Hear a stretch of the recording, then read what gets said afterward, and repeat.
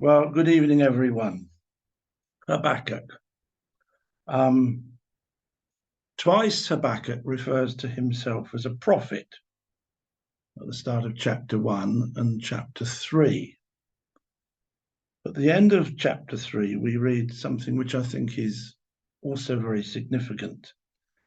Right at the end of the book, we have, "To the chief singer on my stringed instruments." Think about that, brothers and sisters, on my stringed instruments. Now, David first commissioned the making of musical instruments for use in temple worship. We learn that in 1 Chronicles 23. And we are, when we're dealing with Habakkuk, we're in that time of Josiah and his sons. And it was one of Josiah's reforms that he should reintroduce proper temple worship into the lives of the people. Now, we're just going to take 3 references outside of the book of Habakkuk this evening, and everything else is within the book. So this is the first reference. A bit of scene setting, please. Would you like to come to 2nd of Chronicles, chapter 35, and the start of that chapter? We're in the times of Josiah, and it's when Josiah kept the Passover. The law has just been rediscovered when the builders were in the temple, and Josiah was anxious to keep the Passover. So this is what we read at the start of 2nd of Chronicles, chapter 35. Josiah kept a Passover to the Lord in Jerusalem, and they slaughtered the Passover lamb on the 14th day of the first month. He appointed the priests to their office and encouraged them in the service of the house of the Lord. And he said to the Levites who taught all Israel and who were holy to the Lord, "Put the holy ark in the house that Solomon the son of David, king of Israel, built. You need not carry it on your shoulders. Now serve the Lord your God and his people Israel. Prepare yourselves according to your fathers' houses by your divisions, as prescribed in the writing of David, king of Israel, and the document of Solomon his son." So this is all part of re-establishing proper worship in the temple. Then drop down to verse 15 in this same chapter. Verse 15, "The singers, the sons of Asaph, were in their place according to the command of David, and Asaph and Henan and Jeduthun, the king's seer, and the gatekeepers were at each gate." And then the very last, it's not the last verse of the whole chapter, but verse 19, "In the 18th year of the reign of Josiah, this Passover was kept." So note that it was in the 18th year of his reign that the Passover was kept. Now, I'm going to put a proposal forward to you, brothers and sisters, that you might want to shoot down. But I'm going to put forward the suggestion that in addition to his role as a prophet, Habakkuk was one of those Levites appointed to make music as part of the temple worship.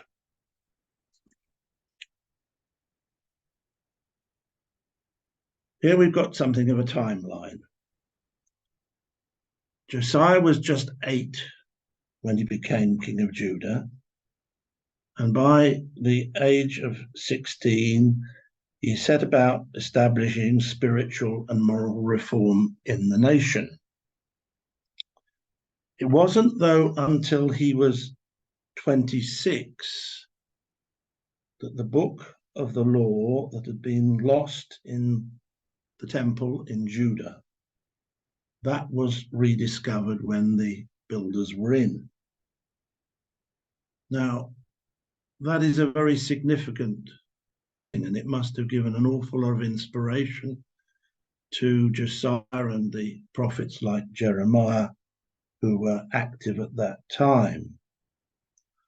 But we do read in Jeremiah's prophecy these words in chapter 3, and it's just one verse, and I'm reading them this time from the Authorized Version. Judah hath not turned unto me with her whole heart, but feignedly, said the Lord. That suggests, doesn't it, that it wasn't an altogether wholehearted change on the part of the people to start seeking the Lord. Now, in 609 BC, Josiah had died trying to stop the Egyptian army under Pharaoh Necho on its way to provide support for the remnants of the Assyrian army at Haran as it sought to repel the Babylonian might. Nineveh, the Assyrian capital, had fallen in 6112 BC to a combined force of Babylonian and Medes, and in 609 BC, the rump of the Assyrian Empire was overrun by the Babylonians. And later in 605 BC, the Egyptian army would be defeated by the Babylonians at the Battle of Carchemish on the banks of the Euphrates. That we read about in Jeremiah 46. So Babylon and Nebuchadnezzar, in a fairly short space of time, become the dominant power in the region. And it's into this historical window that we have to place the prophecy through Habakkuk. And following Josiah's death, the throne of Judah had been assumed. This was by popular demand of one of Josiah's sons, but he wasn't the eldest. He was the second eldest. He was Jehoahaz, who had the honor of reigning for a mere 3 months. And Jehoahaz was quickly replaced by his older brother, Jehoiakim. And Pharaoh Necho had been instrumental in making that appointment.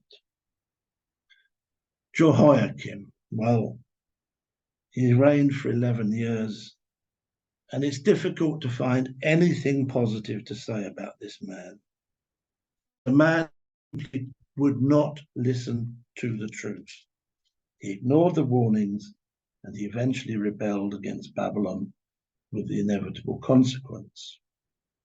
So, in terms of trying to date these words through Habakkuk, it clearly had to happen before the Babylonians arrived in Judah. And I'm going to suggest that it happened sometime between 609 and 606 BC. So just after the death of Josiah, but before the Babylonians arrived for their first siege in 606. So here we have a little picture of the structure of the book of Habakkuk. And we'll keep this on the screen as we work our way through. You see there are one grievance followed by the Lord's response, another grievance on the part of Habakkuk, followed by the Lord's response. And then what I've called Habakkuk's psalm or Habakkuk's prayer, which makes up chapter 3. So let's start reading. Now we've going into the book of Habakkuk, and let's start reading at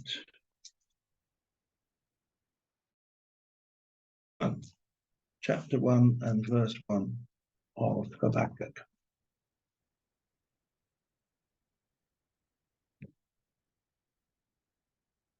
The oracle that Habakkuk the prophet saw. Here's his first complaint. O Lord, how long shall I cry for help, and you will not hear? Or cry to you, violence, and you will not save? Why do you make me see iniquity, and why do you idly look at wrong? Destruction and violence are before me, strife and peace. So the law is paralyzed, and justice never goes forth. For the wicked surround the righteous, so justice goes forth perverted. The essence of Habakkuk's first complaint is that violence, word twice in what we just read, violence, contention, and strife abound in Judah, and that nobody does anything about it. It goes unpunished. And all the while, those who seek righteousness suffer. Now, if Habakkuk was a Levite, a musician, is it possible that when he was on duty in the temple, he'd seen Jeremiah, he'd heard Jeremiah carrying out the Lord's instructions to confront the people as they were going into the temple, to confront them over their double standards? This is the second of our trips outside Habakkuk, and we want to go to Jeremiah chapter 7. And note, brothers and sisters, where this event or this sequence of events takes place. Jeremiah chapter 7, beginning at the start of the chapter. The word that came to Jeremiah from the Lord: stand in the gate of the Lord's house and proclaim there this word, and say, hear the word of the Lord, all you men of Judah who enter these gates to worship the Lord. Thus saith the Lord of hosts, the God of Israel, amend your ways and your deeds, and I will let you dwell in this place. Do not trust in these deceptive words. This is the temple of the Lord, the temple of the Lord, the temple of the Lord. And those words suggest to me that the people of Judah were already regarding the refurbished temple as some kind of talisman. It's as though they were saying, we're all right, we're safe, we've got the temple here, the Lord's with us, so no harm can come upon us. Let's just read on. These things that Habakkuk might have heard Jeremiah saying, probably on more than one occasion, because I think this was a regular routine for Jeremiah. He says to the people coming into the temple, for if you truly amend your ways and your deeds, if you truly execute justice one with another, if you do not oppress this sojourner, the fatherless, or the widow, all vulnerable people, or shed innocent blood in this place, and if you do not go after other gods to your own harm, then I will, I will let you dwell in this place, in the land that I gave of old to your fathers forever. And that word justice that I read there, or judgment as it appears in the AV, it's the Hebrew mishpat, and we see it in Habakkuk as well. Those words speak of corruption of judgment, oppression of the vulnerable, the shedding of innocent blood, as well as idolatry amongst those coming to the temple. So those people were going into the temple, but they were then still carrying on with their old ways. And Habakkuk will say, as we read in that first chapter, spoiling and violence are before me, and there are that raise up strife and contention. Therefore the law is slacked, and judgment mispat again, doth never go forth. So is that what Habakkuk saw happening? Jeremiah speaking to the people coming into the temple where I think he may well have worked. We have another indication of the sort of thing that was going on. If you just turn over into Jeremiah chapter 26, Jeremiah chapter 26, and we want to pick it up at the start of the chapter. Conveniently, these words are date stamped for us as being in the beginning of the reign of Jehoiakim. And once again, we see what's happening, events taking place at the temple where possibly Habakkuk was at work. Let's start reading Jeremiah chapter 26. In the beginning of the reign of Jehoiakim, son of Josiah, king of Judah, this word came from the Lord. Thus says the Lord, stand in the court of the Lord's house and speak to all the cities of Judah that come to worship in the house of the Lord all the words that I command you to speak to them. Do not hold back a word. It may be they will listen, and everyone turn from his evil way, that I may relent of the disaster that I intend to do to them because of their evil deeds. You shall say to them, thus says the Lord, if you will not listen to me, to walk in my law that I've set before you, and to listen to the words of my servants, the prophets, whom I send to you urgently, though you have not listened, then I will make this house like Shiloh, and I will make this city a curse for all the nations of the earth. This is the reaction that those words of Jeremiah caused. The priests and the prophets and all the people heard Jeremiah speaking these words in the house of the Lord. And when Jeremiah had finished speaking all that the Lord had commanded him to speak to all the people, then the priests and the prophets and all the people laid hold of him, saying, you shall die.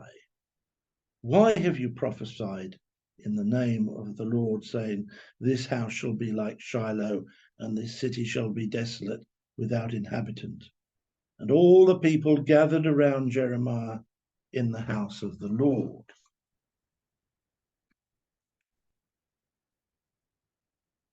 It's a picture of confrontation within the temple precincts. Habakkuk speaks of the wicked surrounding the righteous. And here we see Jeremiah literally being confronted by a hostile group of ordinary men accompanied by priests and false prophets. They wanted to silence him once and for all. They arrest him. It wasn't just they didn't just say, can we have a quiet word? They grab him. They grab hold of him. People laid hold on him. That means they seized him. He was physically manhandled. They threatened to murder him. Is this something Habakkuk witnessed for himself, that skirmish in the temple? Quite possibly he did. Now, Jeremiah escaped death on that occasion. But if we were to read on in Jeremiah 26, and we're not going to now, we would see how another faithful prophet, Uriah, was killed by Jehoiakim. And so, with life becoming dangerous for the Lord's true prophets, and the righteous Josiah now in his grave, I think it's not difficult to see why Habakkuk felt upset when he saw those who sought righteousness getting a rough deal while the unscrupulous prospered. So we've done our background work now. We can concentrate just on Habakkuk's words. The Lord's initial response to Habakkuk's first grievance, is that he needs to be observing the signs of the times. Things are happening in terms of the shifting balance of power. Back in Habakkuk 1, look at verse 5. This is the Lord's answer. He says, look among the nations and see, wonder and be astonished. For I am doing a work in your days that you would not believe if told. For behold, I am raising up the Chaldeans, the Babylonians, that bitter and hasty nation who march through the breadth of the earth to seize dwellings not their own. Now, why might Habakkuk have struggled with this response from the Lord? Did he see it as a strange way to deal with an issue of domestic morality and lack of spiritual fibre within Judah? Did it seem to Habakkuk a case of overkill? For I'm doing a work in your days that you would not believe if told. Perhaps Habakkuk struggled a bit with this announced intention of the Lord because Egypt was still seen as a force to be reckoned with. After all, it had been Pharaoh who had replaced Jehoahaz, the people's choice, with his elder brother Jehoiakim on the throne of Judah. But by 605, Babylonia had trounced the Egyptians at Carchemish. Babylonians' reputation was emerging. The demise of Assyria was testimony to that. And it was an awesome reputation. Babylonian might would be how the Lord would deal with the wrongs within Judah that so irked Habakkuk. Let's read on in chapter 1 of his prophecy. They, it's referring to the Babylonians, the Chaldeans, they are dreaded and fearsome. Their justice and dignity go forth from themselves. Their horses are swifter than leopards, more fierce than the evening wolves. Their horsemen press proud on. Their horsemen come from far. They fly like an eagle, swift to devour. They all come for violence, all their faces forward. They gather captives like sand. At kings they scoff, and at rulers they laugh. They laugh at every fortress, for they pile up earth, take it. Then they sweep by like the wind and go on. Guilty men is their God. That last verse, and they sweep by like the wind and go on, guilty men whose own might is their God. We're reminded, as was Habakkuk, that the deliverer of divine wrath was not a people that reverenced the God of Abraham and Jacob and saw themselves as doing his service. Above all, they believed in their own invincibility. Nevertheless, the Babylonians, like the Assyrians before them and the Romans after them, were to be the unwitting deliverers of the Lord's judgments on his people. So the Lord had a plan to deal with the domestic wrongs that so irritated Habakkuk and other faithful prophets. Habakkuk would see that he'd see that plan come to fruition, awful, frightening though it would be. So what was Habakkuk's response to this first message from the Lord? Was it a sense of relief that it was all going to get sorted? Well, not really.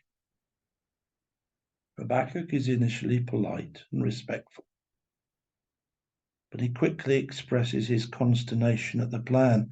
He thinks that the Lord must have got it wrong. Look at verse 12 of chapter 1.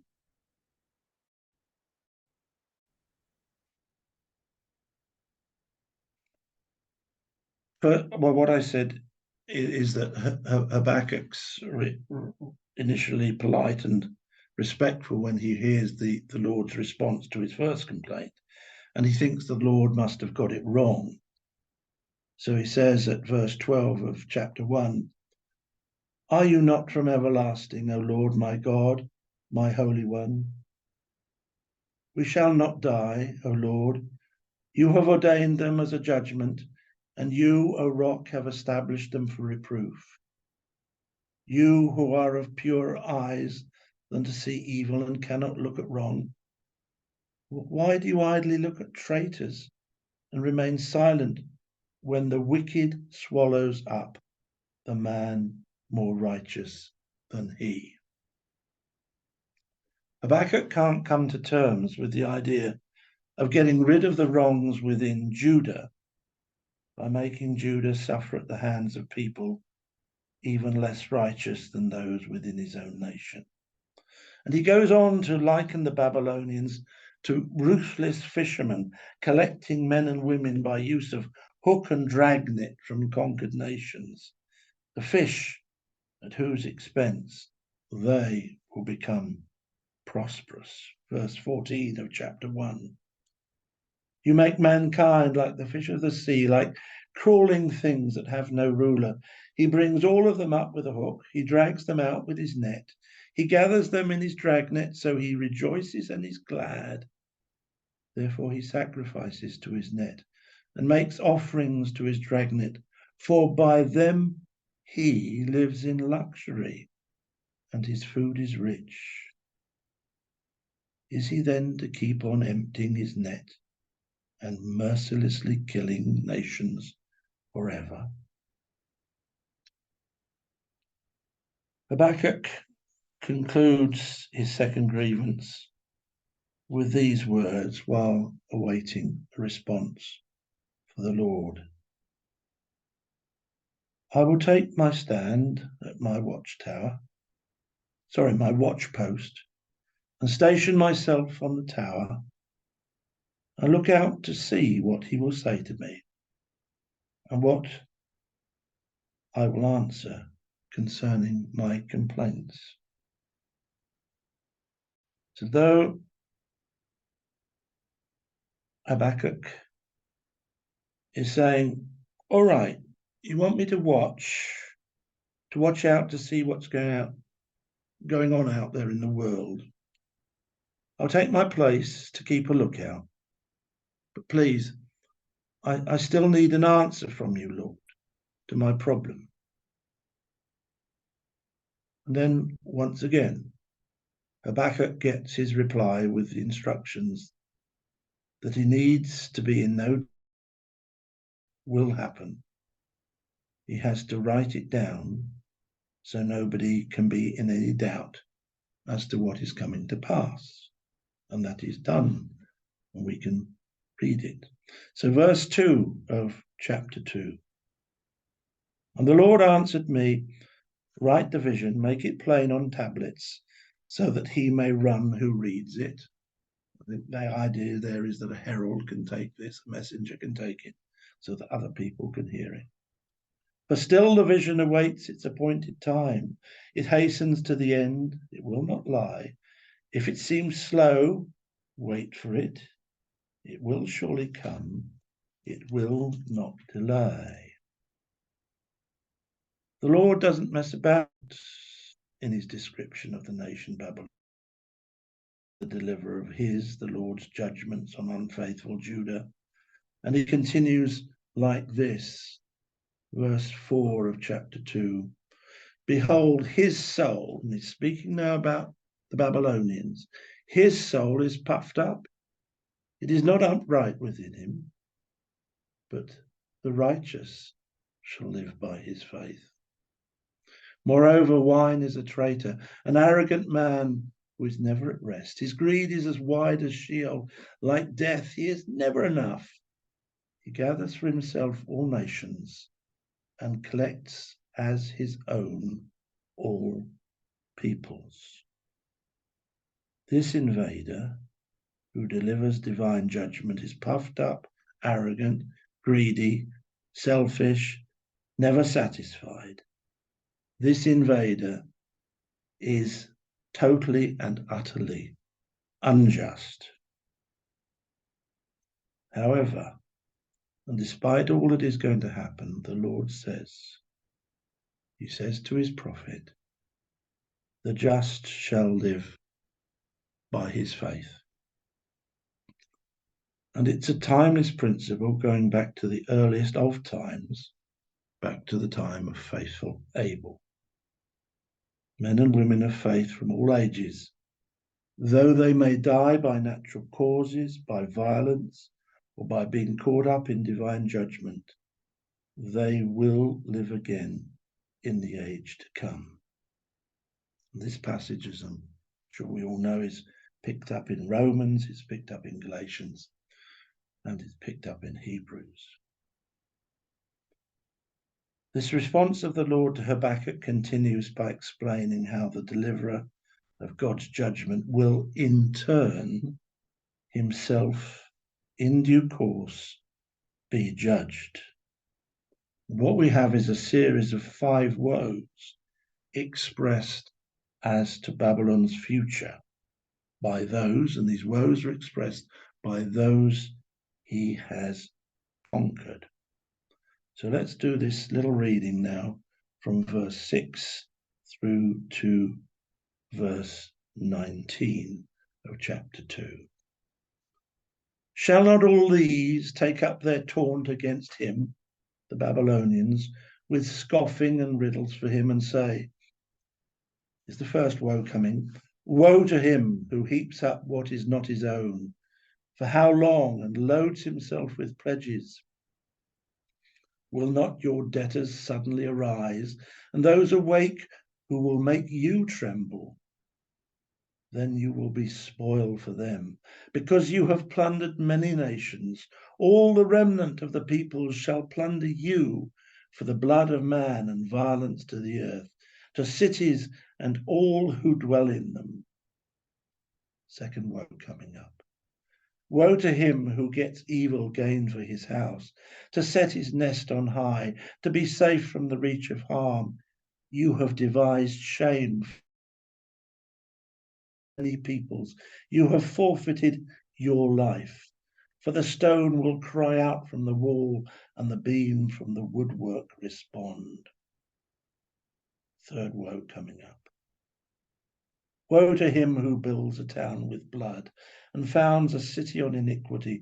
Behold, it is not from the Lord of hosts that peoples labor merely for fire, and nations weary themselves for nothing. For the earth will be filled with the knowledge of the glory of the Lord as the waters cover the sea. Fourth woe coming up. Woe to him who makes his neighbors drink. You pour out your wrath and make them drunk in order to gaze at their nakedness. You will have your fill of shame instead of glory. Drink yourself and show your uncircumcision. The cup in the Lord's right hand will come around to you, and utter shame will come upon your glory. The violence done to Lebanon will overwhelm you, as will the destruction of the beasts that terrified them. For the blood of man and violence to the earth, to cities and to all who dwell in them. What profit is an idol when its maker has shaped it? A metal image, a teacher of lies. For its maker trusts in his own creation when he makes speechless idols. Fifth woe coming up.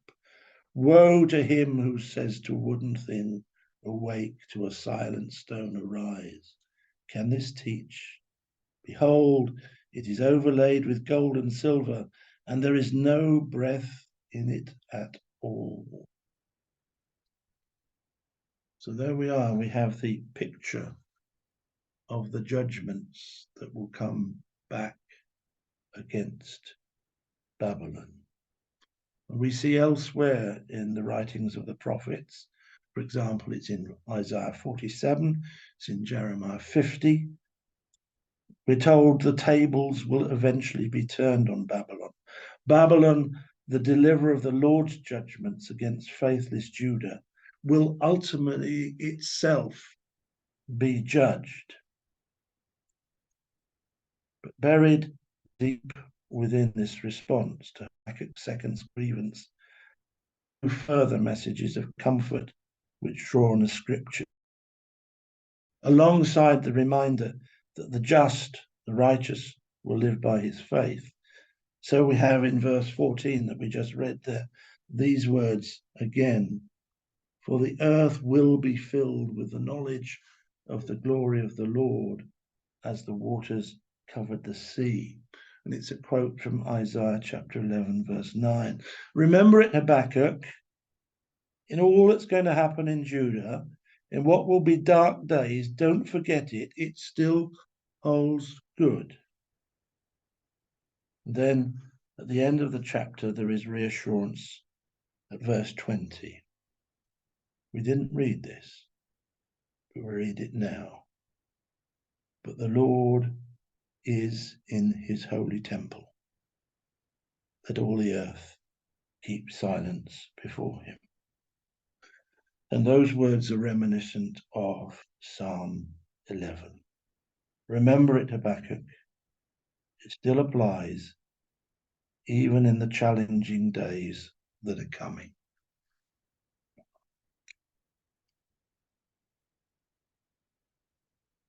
Habakkuk, prophet, musician, and as we are about to see, a psalmist, and probably, I think, a Levite. I think he was quite a sensitive man, and I suspect the prospect of invasion and ensuing bloodshed probably filled him with despondency and quite possibly dread. So what does he do? He composes a prayer in the form of a rather lovely psalm. And let's read it now. Chapter 3. A prayer of Habakkuk the prophet, according to Shigionoth. O Lord, I have heard the report of you, and your work, O Lord, do I fear. In the midst of the years, revive it. In the midst of the years, make it known. In wrath, remember mercy. God came from Teman, meaning the south, and the Holy One from Mount Paran. His splendor covered the heavens, and the earth was full of his praise. His brightness was like the light. Rays flashed from his hands, and there he veiled his power. Before him went pestilence, and plague followed at his heels. He stood and measured the earth. He looked and shook the nations. Then the eternal mountains were scattered. The everlasting hills sank low. His were the everlasting ways. I saw the tents of Cushan in affliction. The curtains of the land of Midian did tremble. Was your wrath against the rivers, O Lord? Was your anger against the rivers, or your indignation against the sea, when you rode on your horses, on your chariot of salvation? You stripped the sheath from your bow, calling for many arrows. You split the earth with rivers.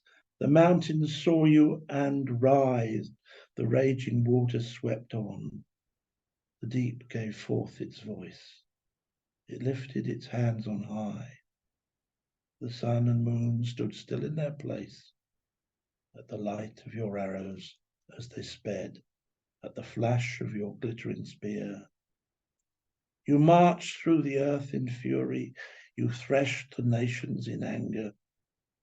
You went out for the salvation of your people, for the salvation of your anointed.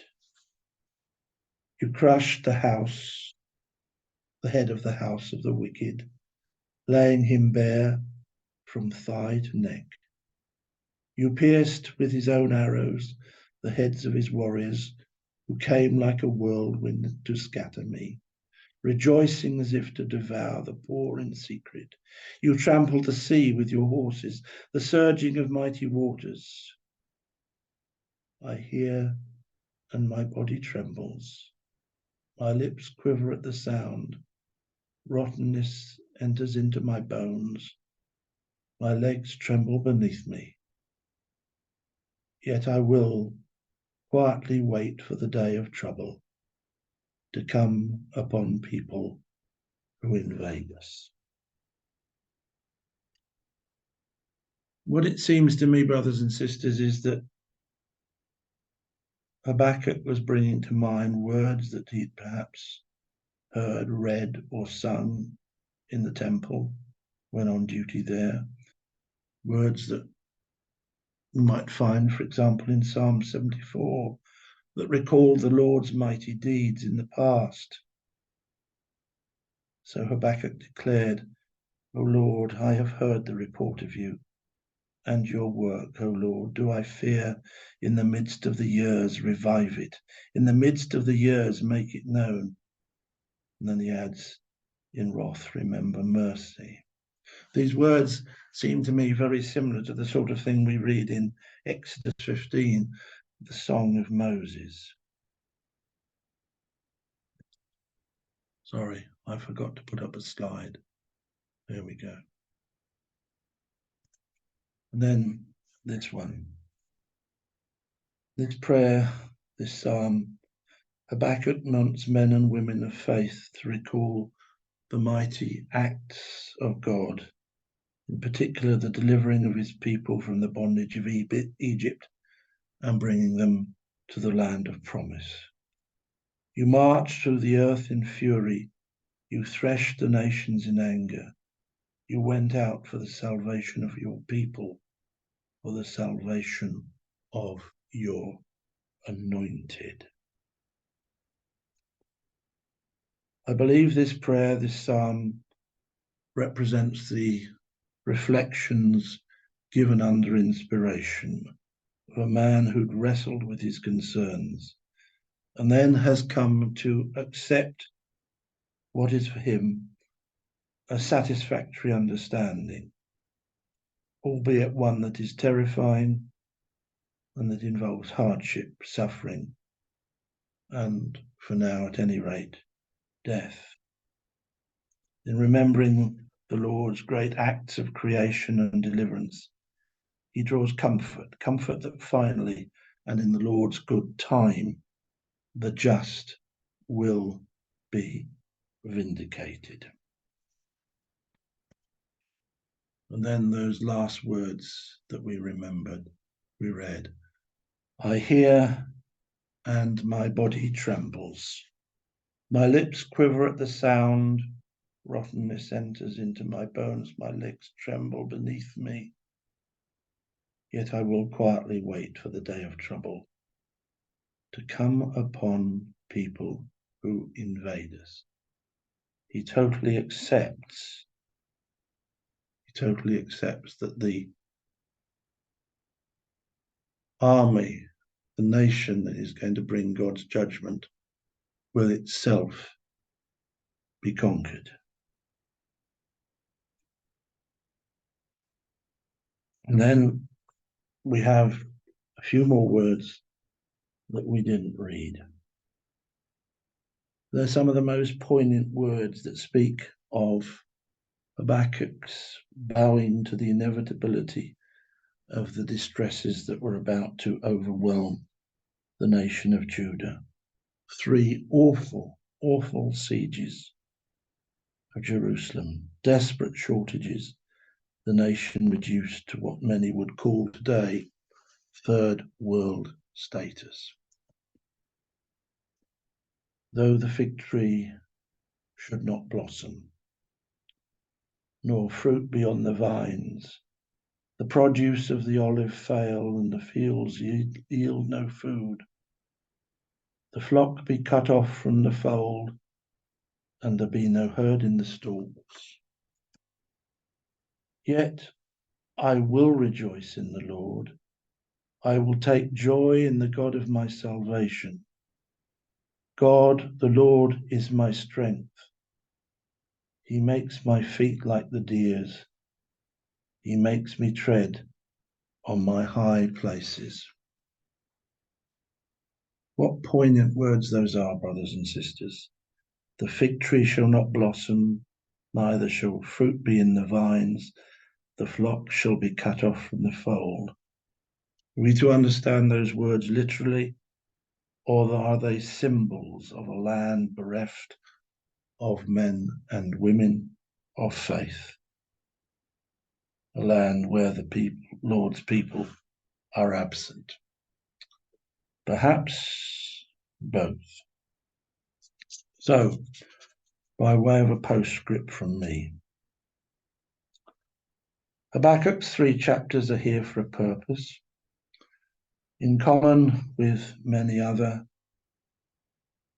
of the sacred writings that deal with this period in the history of Judah, that purpose is that we in our day should be prepared for moral decline all about us, for false teaching, for inept and corrupt government that fails and then falls, and that above all, we should be prepared for war.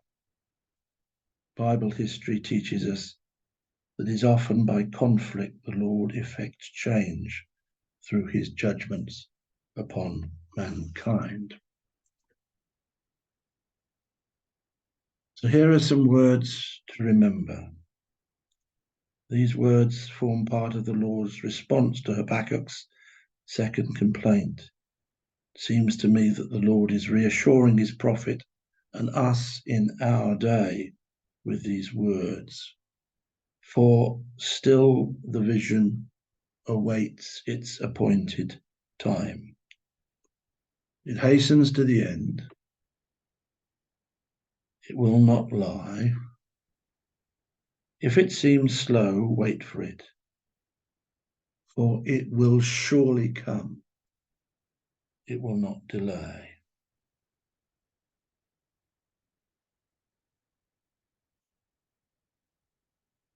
And then the Lord adds words to the effect that though the deliverer of divine judgment may well be a politician, a nation who is proud, arrogant, and unholy, it is not that hostile power that will survive the calamity.